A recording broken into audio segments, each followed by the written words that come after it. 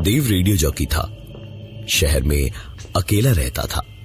रात 12 बजे अपना शो खत्म करके खाना खाने निकलता, पर आज गाड़ी सर्विसिंग के लिए दे रखी थी, तो ऐप से टैक्सी बुक की और अपनी लोकेशन बताकर बिल्डिंग से नीचे उतरा। ड्राइवर आया और मुस्कुराते हुए उसने दरवाजा खोला तो देव ने बताया कि उसे पास के ढाबे पर खाना खाने जाना है। देव के बोलते ही ड्राइवर के चेहरे पर एक बड़ी सी मुस्कान थी। देव ने उससे पूछा, क्या हुआ पाजी, इतना मुस्कुरा क्यों रहे हो? देव के सवाल पर ड्राइवर ने कहा, नहीं सर जी, कुछ नहीं। आपकी आवाज जैसी रेडियो पे लगती है, बिल्कुल वैसी ही सामने भी लगती है। देव ने हंसते हुए कहा, अच्छा, तो मतलब कि आप पहचान गए मुझे।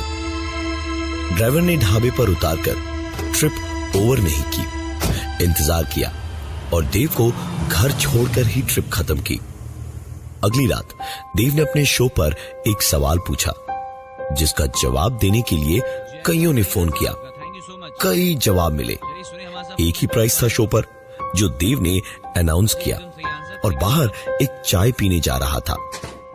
जब उसके स्टूडियो में फोन की लाइट ब्लिंक करता देख उसने फोन उठाया तो उधर से एक आवाज ने कहा, सर मैं सुरेंद्र बोल रहा हूँ सर। कल आपको कैब से ढाबे ले गया था ना रात को, याद है? आपने मुझे प्राइस क्यों नहीं दिया सर? मेरा आंसर तो सही था, मैंने तो कुछ भी गलत नहीं बोला। सर मैं पढ़ा लिखा हूँ सर, कैब ड्राइवर हूं ना। दैट डज नॉट मीन कि आप मेरे साथ ऐसा करेंगे सर। कल ही मैं आपको ढाबे ले गया था और आपने मुझे प्राइस नहीं दिया। देव ने ध्यान से उसकी पूरी बात सुनी और कहा, देखिए सर, प्राइस एक ही है ना, तो वो किसी एक को ही दे सकता हूं मैं। आप दोबारा कॉन्टेस्ट खेलिएगा तो आप जीत भी सकते हो। और इतना कह के बिना उसकी बात सुने ही देव ने फोन काट दिया। फोन काट के देव वापस अपने शो में मशरूफ था जब सिक्योरिटी गार्ड ने आके बताया कि कोई उससे मिलने आया था। देव ने पूछा कौन है, तो सिक्योरिटी ने बताया कि कोई सुरेंद्र है जो मिलने आया था। वो समझ गया कि ये वही ड्राइवर है। रिसेप्शन पर पहुंचा तो कल का मुस्कुराता हुआ ड्राइवर का चेहरा बड़े गुस्से में था इस वक्त, और देव को देखते ही जरा चिढ़कर बोला, क्या हुआ सर? नहीं, क्या प्रॉब्लम क्या है? मुझे तो प्राइस आपने नहीं दिया, ऊपर से मेरी बात भी नहीं सुनी, बिना बात सुने फोन काट दिया आपने। शो के बीच में ऐसे बेफिजूल का नाटक बर्दाश्त कर पाना देव जैसे किसी के लिए भी मुश्किल ही था। गुस्से में बुरी तरह झिड़क के सुरेंद्र को वहां से जाने को बोल दिया। सुरेंद्र कुछ नहीं बोला, बस पलों तक गुस्से में देव को ऐसे घूरता रहा जैसे देव ने गद्दारी कर दी हो उससे। एक लंबी गहरी सांस लेते हुए उसने कहा, सर मैं सिर्फ आपके लिए रोज इतना घूम के वापस आता हूं कि कहीं आपको टैक्सी की जरूरत पड़े तो मैं ही हूं, लेकिन आपने ऐसा किया मेरे साथ? हाँ? देख लूंगा आपको।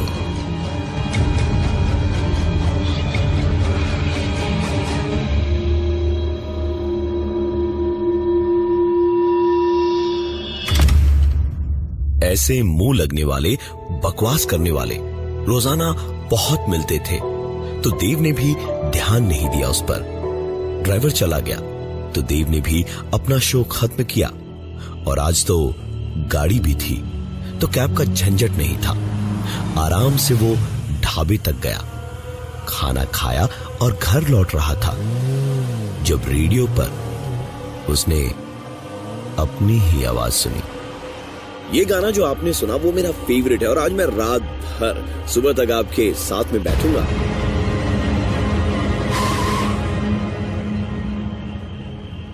गाड़ी किनारे रोककर देव ने ऑफिस सिक्योरिटी को फोन मिलाया और उनसे पूछा कि ऑफिस में कौन कौन था। तो सिक्योरिटी ने कहा, सर आप ही तो लास्ट में निकलते हैं, मेरे अलावा सिर्फ हाउसकीपिंग स्टाफ है यहां। देव जानता था कि इनके बस का तो नहीं है कुछ भी गड़बड़ कर पाना, लेकिन कोई तो जरूर था ऑफिस में, जाके चेक करना जरूरी था। तुरंत गाड़ी घुमाकर देव निकल पड़ा वापस ऑफिस की ओर। ऑफिस पहुंचकर देव सीधे दौड़ा स्टूडियो में, लेकिन शुक्र इस बात का था कि कोई नहीं था स्टूडियो में। स्टूडियो खाली था। देव को लगा कहीं कोई वहम तो नहीं हुआ था, इसलिए उसने तुरंत अपने सिस्टम पर जाकर रिकॉर्डिंग्स चेक की, तो उसमें भी वही आवाज थी। ये गाना जो आपने सुना वो मेरा फेवरेट है और आज मैं रात भर सुबह तक आपके साथ में बैठूंगा। देव को समझ नहीं आ रहा था कि ये सब आखिर हो क्या रहा था। उसने रिकॉर्डिंग सेव करके रख ली अपने पास और फिर नीचे चला गया कि अब घर जाएगा और कल ही देखेगा जो होगा। लेकिन सुकून तो मुश्किल ही था उसके लिए।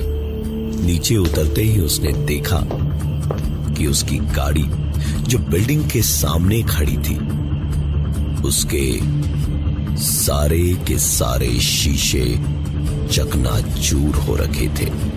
गाड़ी पर आगे पीछे कुछ डेंट थे और देख के ही समझ आ रहा था कि किसी ने बड़ी तबीयत से बेसबॉल बैट जैसी किसी चीज से अपने जन्मों का गुस्सा देव की गाड़ी पर उतारा था।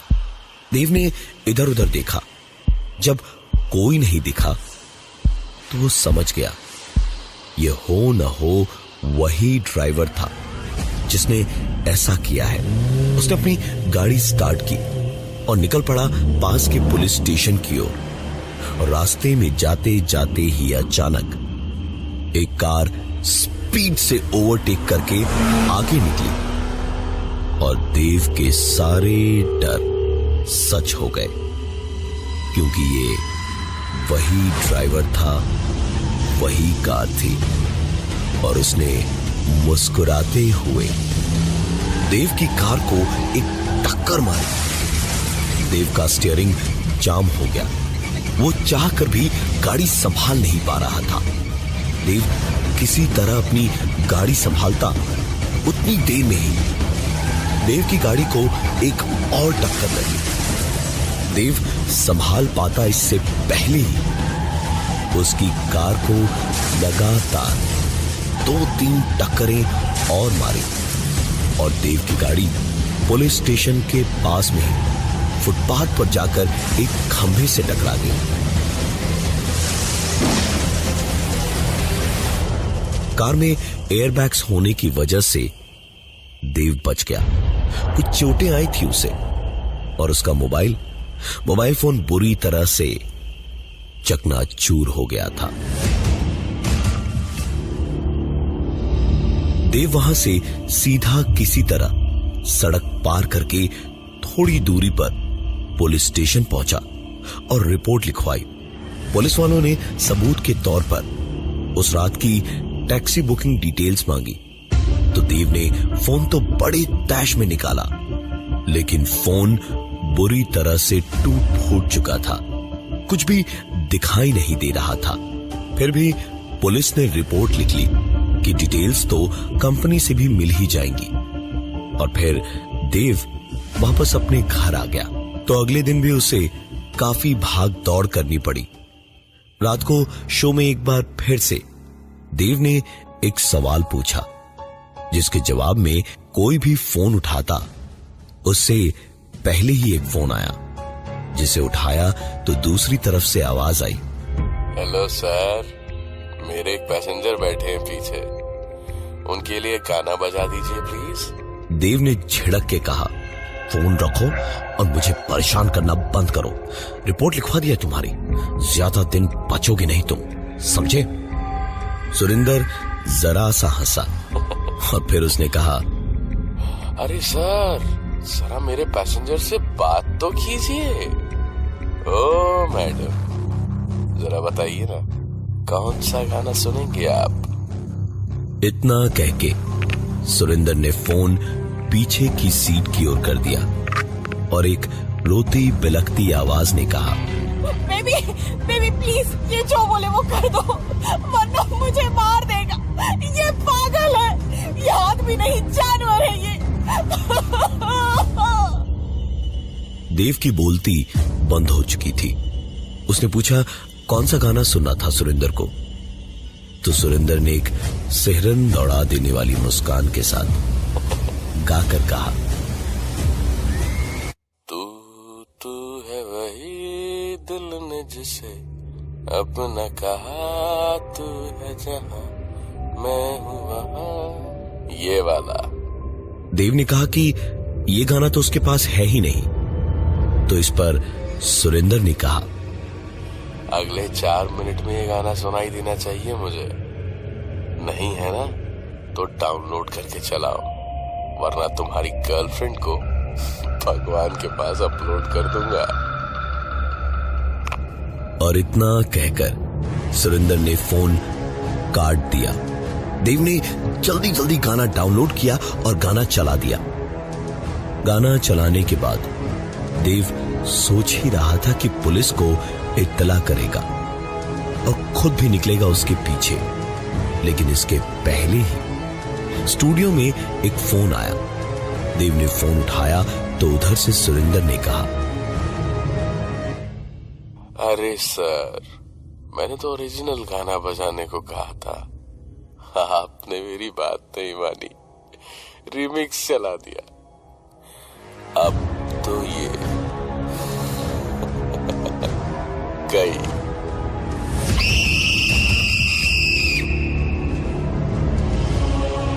एक चीख सुनाई दी और फोन कट गया। देव की दुनिया पूरी तरह से उजड़ चुकी थी।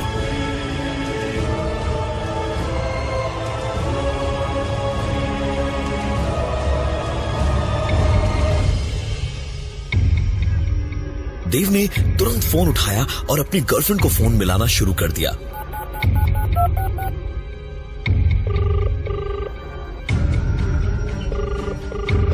और नींद में फोन उठाकर उसकी गर्लफ्रेंड ने कहा, हेलो बेबी, व्हाट्सएप।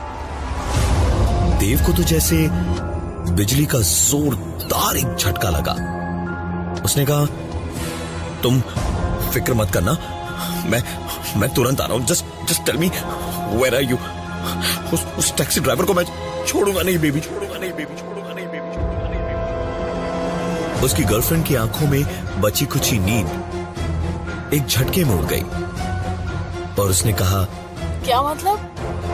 मैं तो सो रही हूँ घर पे, क्या हो गया? क्या बोले जा रहे हो? देव जैसे आसमान से गिरा हो। वो खुश होने की बजाय अपनी गर्लफ्रेंड पर नाराज होकर चिल्लाया, तुम पागल हो गई हो क्या? हाँ, मैंने अभी अभी तुम्हारे चीखने की आवाजें सुनी थी उस टैक्सी में, और तुम कह रही हो कि तुम घर पर हो। झूठ मत बोलो मुझसे। तुम्हारा उस ड्राइवर के साथ कुछ है तो नहीं ना? कहीं तुम दोनों मिलकर के मुझे बेवकूफ तो नहीं बना रहे हो? देव की गर्लफ्रेंड किसी भी दिमागदार इंसान की तरह इस बात पर बुरी तरह से गुस्सा होकर बोली, मतलब क्या है तुम्हारा देव? क्या कहना चाहते हो? तुम्हारी इन्हीं सब पागलपन वाली हरकतों की वजह से मेरी जिंदगी नर्क बना रखी है तुमने। तुम्हें मेरी नहीं, तुम्हें डॉक्टर की जरूरत है। Do you understand? बहुत हो गया, अब मुझे और बर्दाश्त नहीं हो रहा है रोज रोज का ये सब नाटक। तुम्हारे इसी पागलपन ने उस टैक्सी वाले की जान ले ली थी, लेकिन तुम नहीं बदले। आज के बाद मुझे प्लीज फोन मत करना कभी। मुझे प्लीज सुकून से जीने दो। Get out of my life. Phone काटते ही जैसे देव कुछ साल पीछे एक पल में पहुंच गया। उस रात गर्लफ्रेंड के बर्थडे पर सरप्राइज प्लान किया था एक। उसे लेकर ड्राइव पर निकला तो रास्ते में गाड़ी खराब हो गई। जीपीएस लोकेशन से ऐप पे टैक्सी बुक की तो सुरेंद्र नाम का टैक्सी ड्राइवर आया और पीछे की सीट पर बैठे हुए देव और उसकी गर्लफ्रेंड को रियर व्यू मिरर में बस देखने और मुस्कुराने भर की वजह से देव ने अपना आपा खो दिया और चलती गाड़ी में ड्राइवर पर हाथ उठा दिया। गाड़ी डिसबैलेंस हुई और एक बड़ा एक्सीडेंट हुआ था। किस्मत अच्छी थी कि ज्यादा बड़ी कोई चोट देव या उसकी गर्लफ्रेंड को नहीं आई थी, लेकिन वो ड्राइवर सुरेंदर, वो नहीं बचा था। देव इतना सब कुछ होने के बाद अभी जैसे अचानक नींद से जागा, तुरंत पुलिस स्टेशन की ओर भागा देव और वहां पहुंचकर इंस्पेक्टर से हाँफते हाँफते उसने बोला, सर जो रिपोर्ट मैंने लिखवाई थी सर, आप उस पे कुछ भी नहीं कर पाएंगे सर। वो ड्राइवर तो मर चुका है सर। आप कुछ भी करके उसे नहीं पकड़ पाएंगे। आप कुछ भी करके उसे नहीं पकड़ पाएंगे। पुलिस इंस्पेक्टर ने बड़े आराम से उसकी बात सुनी और आसपास खड़े बाकी सब भी इंस्पेक्टर साहब के साथ मिलकर हंसने लगे। देव उन सबको घूम घूम कर एक सवालिया निशान चेहरे पर लिए देखने लगा। तो वो इंस्पेक्टर साहब बोले, क्या यार, आप आरजे लोग भी बड़े मजेदार होते हैं। जान का खतरा है लेकिन मुर्गा फिर भी बनाएंगे। चलिए घर जाइए, जो भी तहकीकात है हम करके समझ लेंगे। आप अपने घर के लिए निकलिए। देव बोलता भी तो क्या, चुपचाप बाहर निकला पुलिस स्टेशन से तो अपनी आंखों पर यकीन ही नहीं कर पाया, क्योंकि उसकी आंखों के ठीक सामने सड़क पर सुरेंदर अपनी टैक्सी लिए खड़ा था और मुस्कुराते हुए देव से कह रहा था, आइए सर, कहाँ छोड़ूं आपको। उसको देखते ही देव पसीने से तर-बतर हो गया, वापस अंदर भागा और इंस्पेक्टर का हाथ पकड़कर खींचकर उन्हें बाहर लाया और कहा, वो देखिए सर, वो सुरेंदर, वो देखिए खड़े खड़े हंस रहा है मुझ पर। सर वो मुझे मार देगा सर, मुझे बचा लीजिए सर, प्लीज सर, मैं आपके पैर पड़ता हूं सर, मुझे बचा लीजिए सर, मुझे बचा लीजिए सर। हाँ? देव का ये हाल देखकर इंस्पेक्टर ने उसे होश में लाने के लिए खींचकर एक थप्पड़ मारा और थप्पड़ पड़ते ही देव के तेवर ही बदल गए। उसने कहा, आपने मुझे थप्पड़ मारा? मुझे? Do you even know who I am? मैं तुम्हारी वर्दी उतरवा दूंगा, समझे? मुझे मारा? इतनी हिम्मत तुम्हारी तो मुझे मारा। और इतना कह के देव ने वो कर दिया जो होश तो क्या, बेहोशी में भी नहीं करना था। उसने पुलिस इंस्पेक्टर से पुलिस थाने में ही हाथापाई कर ली। ऑन ड्यूटी पर एक अफसर के ऊपर हाथ उठाने के जुर्म में देव को 10 दिन की जेल की सजा हुई। 10 दिन की सजा काटने के बाद देव की वो हालत हुई कि आज वो पागल खाने में है। उसे वहां भी सुरेंदर अक्सर नजर आता है, जिसे देखते ही उसका पागलपन और बढ़ जाता है। रोते बिलखते हुए उसने इस पागल खाने में 2 साल बिता दिए हैं, पर और कितने दिन वो वहां रहेगा ये कोई नहीं जानता।